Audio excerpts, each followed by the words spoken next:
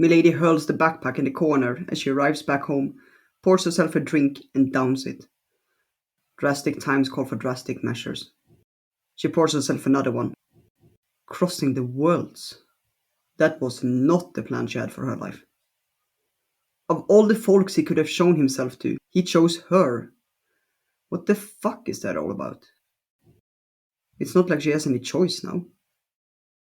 As opposed to some hapless bougie who must have seen him as well. At least they could ignore him. She slumps down on the worn sofa and stares at the wall. A month from now, and she and Gulby will thin the veil and cross over. God knows what shape they will return in. If they do return. Damn her prying mind. She could have just let the tarot be. Gone on with her life, pretended not to have seen him, and then it would have been too late. She glares at the bricked up window. They will need to come up with a payment. The bribe for the guardians. There will be a contract made, she knows. A deal with them to enter. She has no clue what they would accept. An infused amulet? Time of servitude? No freaking idea. But they won't be able to cross the worlds without it. And if they are unlucky, will not even return alive. Most of her magic skills comes from intuition, books, and mistakes.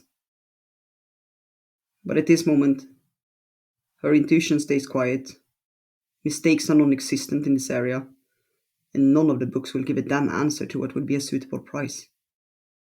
No, they only go on and on about that it needs to be a fair deal, as if she couldn't figure out that by herself.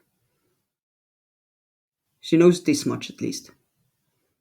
Simply burning incense, as she has seen recommended in the occult magazines pretending to know something, that is not the answer.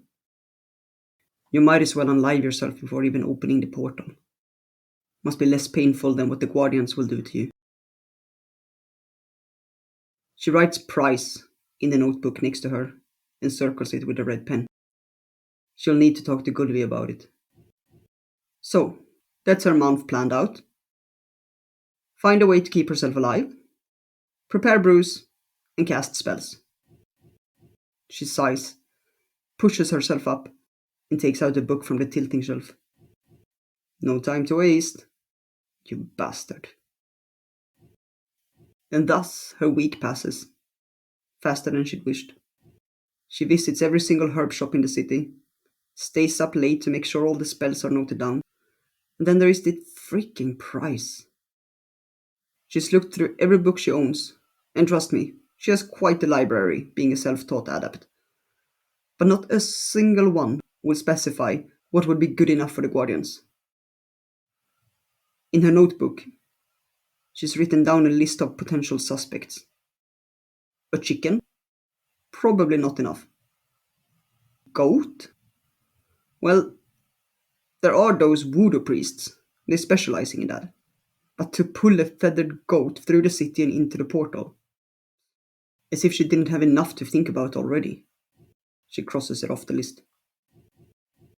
The answer comes from an unexpected direction when, one day, she's on her way back from collecting herbs for the latest brew, when she sees Rat in the park. He struck up some girl. A runaway, by the look of her fancy clothes. His latest victim, she assumes. He specializes in that. The easy targets that will secure him another supply for the night. She continues her walk and is almost past them when intuition whispers, "That's it. That's the answer to the prize." She halts and looks at him. He leans over the bougie and she giggles at something he says. "Or the star. And the chariot. Yes, of course. That's what they meant. And Rat is the answer."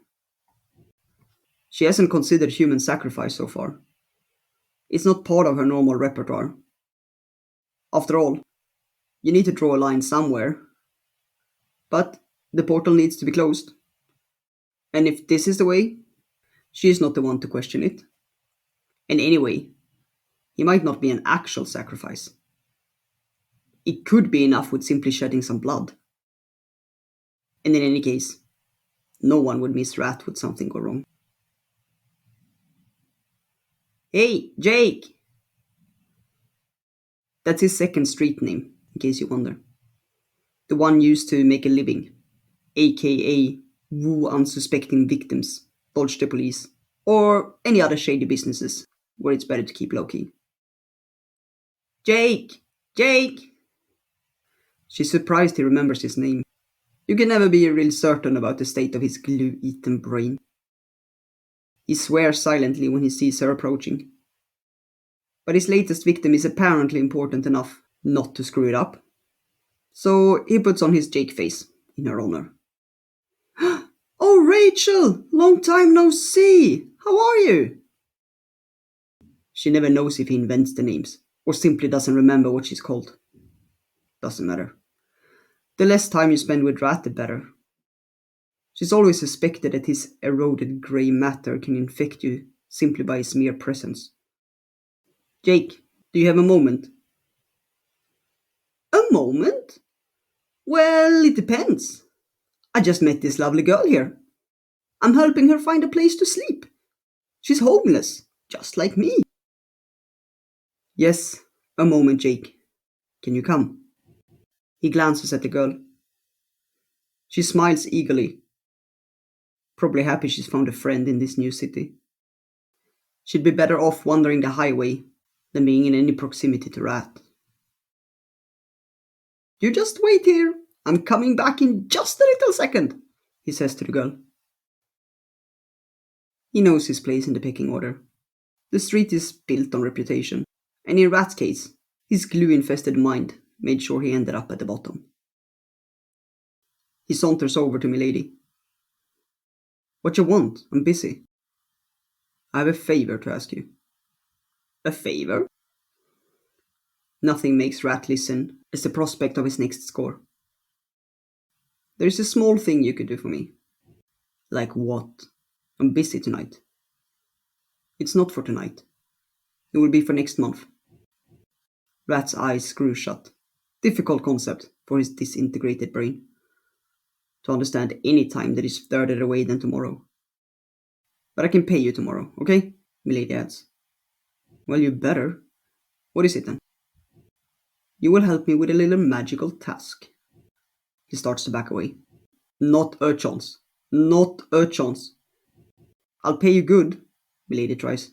Not a chance, man. Not a chance, man. I need to go. Ciao.